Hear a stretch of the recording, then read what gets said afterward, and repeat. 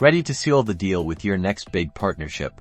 Let's dive into how to craft a legally sound contract using Docusign. First, log into your Docusign account and click on the New button to start a new envelope. Now, upload your contract document. This can be a Word file, a PDF, or even a Google Doc you've saved. Make sure your contract clearly outlines the scope of work, payment terms, timelines, and all the key details of your partnership. Next, add your recipient information, including your partner's name and email address. Then, drag and drop the necessary fields: signature, date, initials onto the document where you and your partner need to take action. Docusign makes this super easy with its drag and drop interface.